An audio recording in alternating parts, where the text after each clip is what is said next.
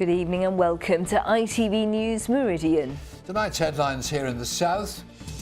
Are you safe to drive? A plea by Hampshire police for the over 50s to get a health check before they get behind the wheel. Get up to around about 85, you become 4 times more likely to be involved in a collision that you're responsible for. The biggest save of his life, the goalie who spotted his wife's cancer. First, he quit his job on national TV. Now he's taken the government to court. The junior doctor from Winchester who says he's fighting for the future of the NHS. And a burning question. Could the wood in your fire this winter be putting our forests at risk?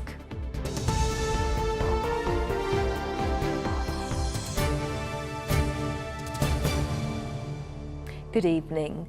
There are 4.5 million people aged 70 and over still driving in the UK, and that figure is expected to double in the next 20 years. But how dangerous are older drivers? Well, the Department for Transport says there is no evidence they are more likely to cause an accident, but police in Hampshire say they may be more likely to be at fault.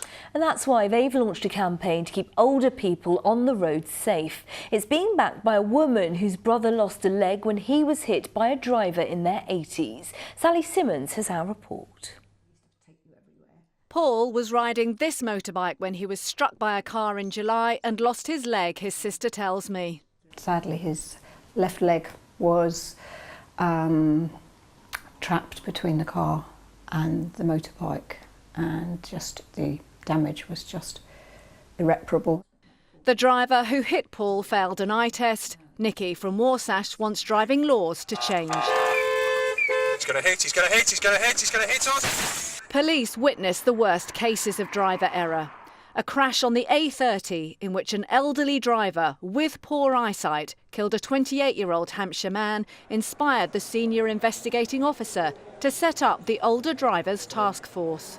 At the age of 70, you're no more likely to be involved in a collision than anyone else. In fact, our younger drivers are highest risk. However, when you get to around about 75, that's where risks do start to increase for the older person. And certainly when you get up to around about 85, you become 4 times more likely to be involved in a collision that you're responsible for than anyone else. One of the main recommendations of the Older Drivers Forum is a compulsory eye test when you renew your licence age 70. And one of the first questions asked here today is, can you read a number plate at 20 metres? Eyesight is extremely important, and I think it is absolutely essential that people get their eyes tested at least every 2 years. Confident driver John signed up for the advanced motorist course in Portsmouth today. Less confident Paula has chosen to be assessed and advised. When I go from a slip road onto a motorway, that's when I really feel intimidated. These Hampshire forums have been so successful, the Older Drivers Task Force are now advising government, and eyesight tests are top of the agenda. Don't let anybody else suffer, like my brother, his family and ourselves. Those left to cope with the aftermath are pushing hard to change the law. Fail the sight test and you lose your licence. Sally Simmons, ITV News, Portsmouth. In other news, a pedestrian has fallen off a bridge in Basingstoke after he was hit by a car. The man was involved in a collision on Worting Road this morning with a red Vauxhall Astra and a silver Vauxhall Vectra. He then fell onto Ringway West below and sustained serious injuries. The 69-year-old man who hit his head on the road during a dispute with a cyclist has died. Roy Galvin was taken to hospital after the incident on Sunday, but he died this morning. 28-year-old Duncan Snellgrove from Rowner has been charged with manslaughter. Investigators looking into the Shoreham air crash have been ordered by a High Court judge to hand over video evidence to Sussex Police. The force had requested that the Air Accident Investigation Branch give them access to their interview with the pilot and the results of tests carried out since the crash. The High Court said video evidence must be handed over, but nothing else. The former AFC Bournemouth goalkeeper Vince Bartram says he's made the greatest save of his life after noticing a lump in his wife's breast. The couple went straight to the doctors and she was diagnosed with breast cancer. Vince and his wife Tracy say it's been a difficult time, but her treatment has proved successful. Well, they want to highlight the symptoms and encourage women and their partners to check themselves and each other regularly. Martin Dowse went to meet them. Tracy Bartram loves her husband Vince's hands. They're big, like a goalkeeper's should be, and they probably saved her life. It all started with a simple moment of affection between man and wife. Well, we were having a kiss and a cuddle, as I call it, and Vince found a lump in my left breast, and he just said to me, "What's that?"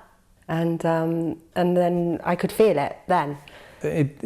It probably felt like a pea under the skin.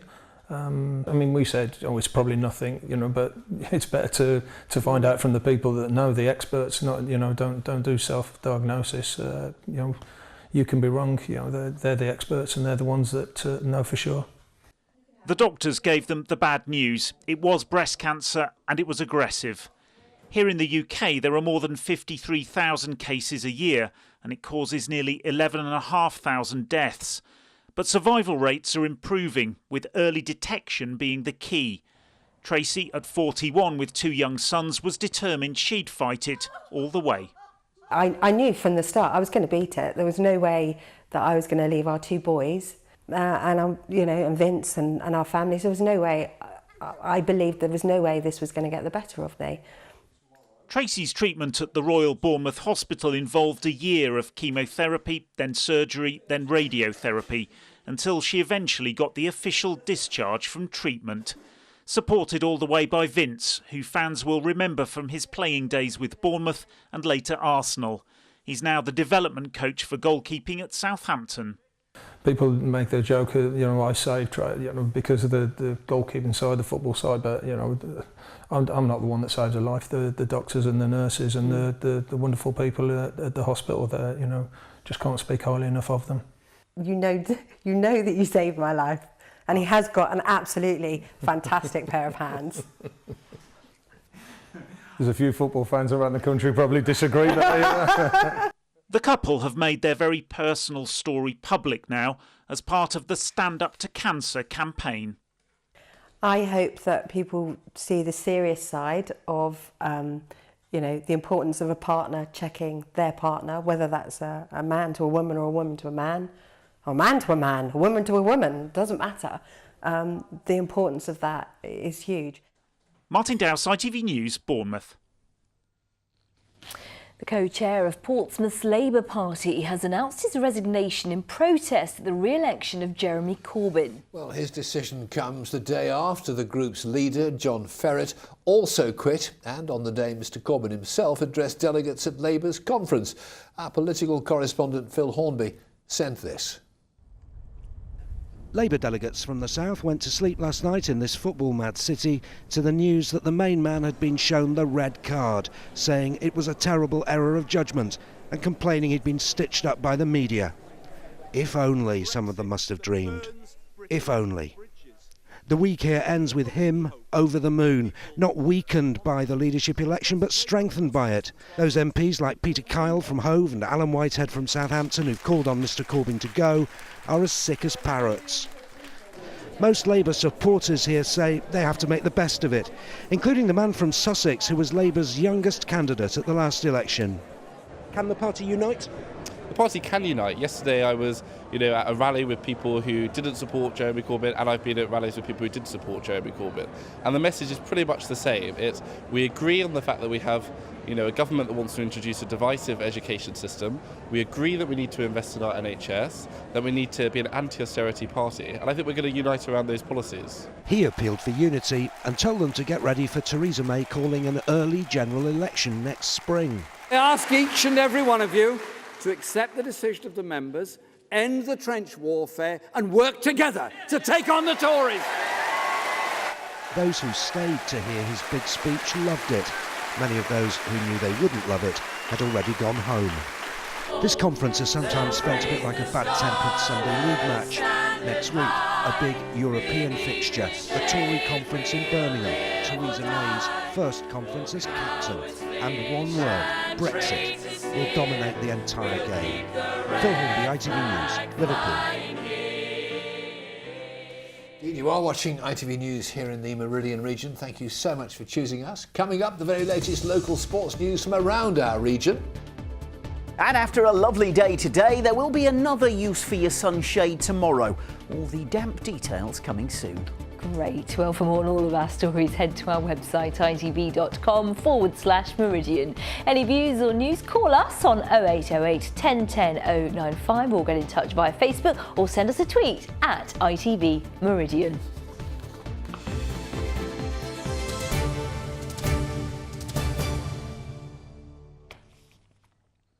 Environmental campaigners are warning about the potentially devastating effects of a tree-eating pest which could find its way into our country. Yes, with the rising popularity of wood burners and open fires, more and more of us are choosing to buy supplies online, which could be shipped from abroad without us even knowing. Well, experts say it's that wood which could contain a type of beetle which may threaten our ash tree population. Matt Price has more details. And what we're trying to prevent is firewood bringing in the beetle. For campaigners like Andrew Harvey, the winter months are a worrying time. With more of us using wood to heat our homes, he's concerned that imports from overseas, which could carry a certain pest, may prove deadly to Britain's ash trees. The beetle lays its eggs within the bark, and then once they hatch, the larvae then eats the inner layer between the bark and the tree itself. The emerald ash borer beetle doesn't exist in the UK at present, but can travel under the bark of firewood shipments from abroad. And once it's here, it's free to roam, says Andrew. You know, it's just a simple hop over the border. It doesn't need a passport, it doesn't need a visa. And unwittingly, people could be ordering it from home on their computer and not know where it's come from. Just down the road, Claire is preparing for the big winter freeze, stocking up on wood but from a British supplier. For her, it's a no-brainer, helping the local economy while preventing the spread of this deadly bug. It does make sense to do it because obviously wood in particular is a sustainable product, and if you can make it sustainable in your own country and avoid any kind of diseases coming in or anything like that, then it is the sensible solution. Claire uses this sustainable supplier who produce 20,000 tonnes of firewood a year. Much of their stock comes from the thinning of forests, removing weaker trees to allow others to flourish. But if British ash trees suffer because of the pest, so too could people's jobs. We see it as a significant issue for us. You know, we are producing significant volumes of British firewood, and we want to support our native woodlands, so any potential disease that can come in from abroad is a major threat to our industry. In a statement, the government said it's committed to doing all it can to prevent plant pests reaching our borders. Our approach, they say, includes promoting biosecurity internationally and carrying out targeted import inspections at ports and airports. The growth on the trees is healthy. The Stove Industry Alliance is supporting Andrew's call for us to buy locally sourced firewood and prevent a tiny pest causing significant damage. Matt Price, ITV News. Well, before you reach for the logs and decide to light up your fire or wood burner, the Fire Brigade want to remind you to have your chimney swept. Indeed, every year they attend property fires caused by blocked flues that could have been prevented. Well, earlier I spoke to Gary Locker from West Sussex Fire and Rescue about staying warm safely. Unfortunately, we do notice an increase in chimney fires at this time of year, and the biggest type of incidents we attend are where people haven't called us early enough and recognised a chimney fire, and it's allowed then to spread to the rest of the home. And there's also been calls in the past to make sure your wood burners are fitted properly, but how do you know if they are? Well, obviously you'd go to a reputable fitter to get that done, and obviously to make sure that the appliance is operating as it should do. We recommend for wood fuel burners as well, when they're in use, that the chimney is swept quarterly every 3 months. And what about dual stoves, those that use wood and coal? Well, again, the general advice is that chimneys should be swept annually. For coal, we recommend increasing that to 6 monthly, and for wood-fired burners to 3 months. So if you use a combination of fuels, you'd go for the 3 monthly cleaning frequency. And carbon monoxide poisoning, a real worry? Yes, that's right. Obviously, one of the ways in which to detect carbon monoxide is to fit your home with a carbon monoxide detector. But obviously make sure that your appliances are working well and that you don't block any flues or air vents, because the carbon monoxide then can escape to atmosphere. But getting a carbon monoxide detector fitted is one of the best things that you can do. And briefly, this is the time we should be making those safety checks. Absolutely. West Sussex Fire and Rescue Service attend approximately 150 calls per year, but we do notice a sharp increase as the winters come upon us and the evenings get darker. Gary Locker, thank you so much for talking to us. Thank you. A junior doctor from Hampshire has lost his High Court battle with the government over contracts for junior doctors. Ben White from Winchester was one of 5 doctors who took their fight against Health Minister Jeremy Hunt's plans to court, saying they were doing it to save the future of the NHS. And with the next series of planned strikes cancelled for safety reasons, is this the end of the road for junior doctors? Emma Wilkinson reports. Their resolve hasn't wavered. Over the past year, junior doctors across the Meridian region have held protest after protest over the Health Secretary's plans to change the way they work. You can save us, don't let them break us. In July, junior doctors voted to reject a deal on the table, and the government announced it would impose a new contract, a decision that incensed Ben White in Winchester. He'd already quit his job over the row, live on ITV. Today that I'm resigning as a training doctor to focus on a legal campaign, so legal proceedings to fight the contract, basically to fight on behalf of patients and fight for the future of the NHS. And that's exactly what he did. A group founded by Ben and 4 other frontline doctors claimed in the High Court that Jeremy Hunt had acted beyond his powers by forcing terms and conditions. The only realistic way to end this impasse is to proceed with the phased introduction of the exact contract. The Department of Health said the case was without merit. Today, the court agreed, concluding that Mr Hunt wasn't compelling employers to accept contracts, he was approving them. Despite losing the case, campaigners were pleased. So the key difference now is that with Hunt not imposing, and apparently never imposing, we're free of the political timeline which was applied to events. We're free as employees with our membership organisation, the BMA, to be able to negotiate with NHS employers, which is new. The Department of Health says it's time to move on and that the contract will help deliver a 7-day NHS service. From next week it will start being introduced, but junior doctors say it's unsafe, unsustainable, and this is not the end of the road. Emma Wilkinson, ITV News. Well, now the sport with Andrew Payton. Andrew, after joy, despair. I can only apologise. Oh. It's not your fault. It is all my fault, yeah. Everything was looking so rosy on Monday after a brilliant weekend for our teams, but last night, oh dear. We had players sent off, goals conceded in the dying minutes, and in most cases, we lost. We kick off our difficult roundup with Reading.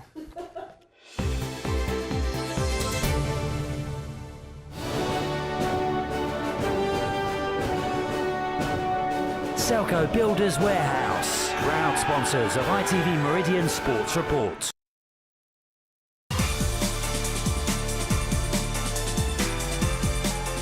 Reading's 6-match unbeaten run came to a shuddering end. Manager Jaap Stam blaming poor defending for the defeat at Brentford. The backline clearly missed the protection normally offered by defensive midfielder Danny Williams, with the USA international out injured. There was hope when Stephen Quinn was brought down in the box, with Jan Kermigant confidently pulling a goal back. But with 4 minutes to go, Reading were split open again, Scott Hogan sealing a miserable night for the Royals.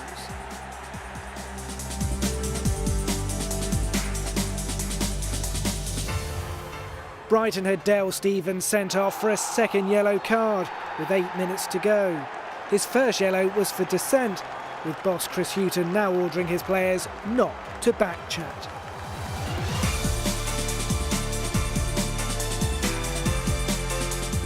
In League One, Oxford United fell behind to a stunner from Ryan Leonard, but didn't go down without a fight. Kane Hemmings equalising in first half injury time. But with 16 minutes to go, Phil Edwards handled in the box. Keeper Simon Eastwood choosing the wrong way as Anthony Wordsworth grabbed the winner.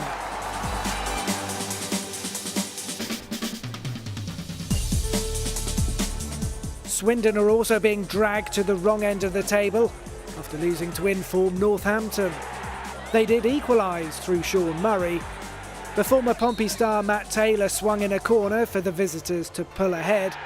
Northampton notching up their 4th win in 5. Swindon down to 18th after their second home defeat in a week.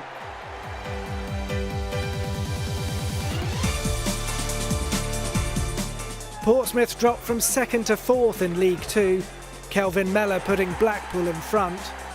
But what a response from young star Connor Chaplin, the undisputed goal of the night.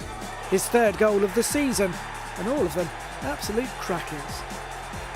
But Blackpool went ahead again, goalkeeper David Ford unable to hold on to the ball, with Brad Potts scoring. Then Tom Davis lost the ball to Kyle Vassell. His run and then cool finish, giving Ford no chance.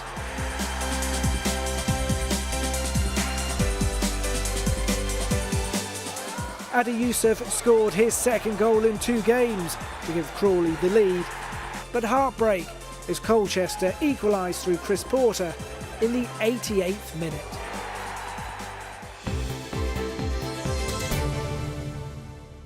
A bad night for our teams, but there's always someone worse off than yourself. Last night, Sam Allardyce had to quit as England boss after making inappropriate comments to undercover reporters. The favourite to replace him is Gareth Southgate, who grew up in Crawley. The former Pound Hill Juniors and Hazelwick school pupil will definitely be in charge for the next 4 matches, and the bookmakers think he's the most likely to get the job permanently. Pool Pirates semi-final 2nd leg goes ahead tonight at Wolverhampton, so hopefully better news tomorrow. Otherwise you're in big trouble. Gulp. Thank you, Andy. Lovely. And the ITV Evening News continues with the national and international news at 6:30. Here's Mark Austin. Sam Allardyce admits an error of judgment cost him the job as England manager. But there are now calls for an inquiry. Corbyn tells the Labour conference he won't offer false promises on cutting immigration.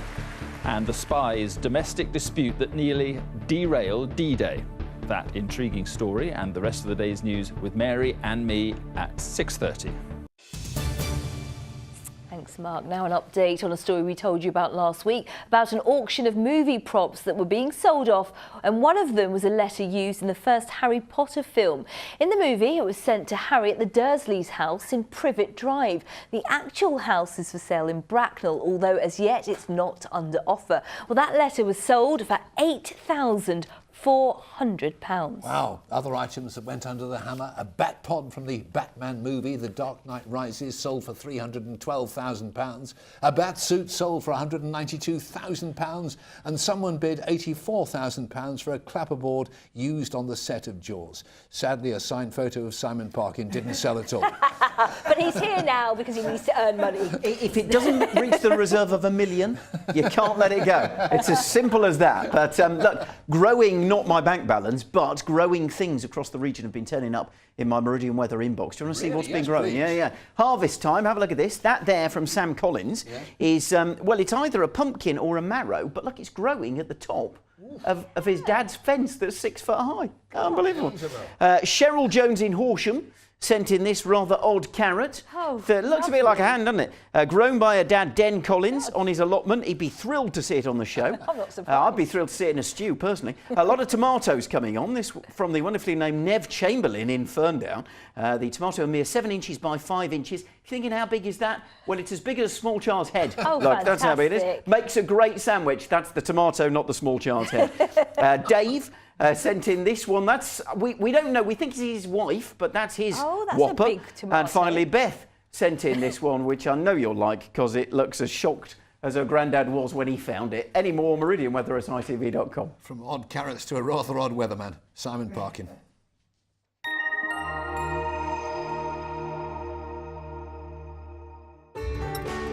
From blizzards to pool, driving through Europe.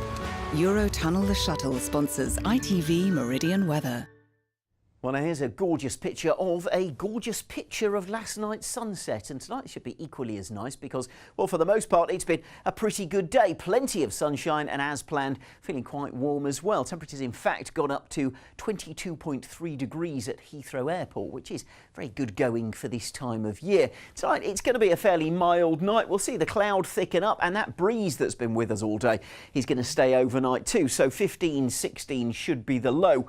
But we will see some rain arriving just at the tail end of the night, and that's a band that's going to push its way south and eastwards through tomorrow morning. It's going to nip through quite quickly, though, and into the afternoon we'll brighten up from the north and west with some decent sunshine. But unlike today, it shouldn't feel quite so warm. Much fresher air coming in from the west, so we're looking at highs of around 17 or 18, although for this time of year, that is probably about average. As for your high tide times on the Isle of Wight, you can see around 20 past 10 in the morning, then half past midday, and then for Friday, a decent day, just a few showers.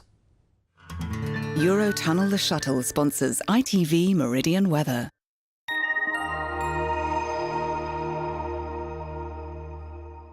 And in just a moment, we've got the ITV Evening News with Mark Austin and Mary Nightingale. Sangeeta's got Outlet News. Do join her if you can. Always worth watching. But for now, from the team here at ITV Meridian, thank you very much indeed for watching. Take care. Join us soon. See you later. Bye-bye.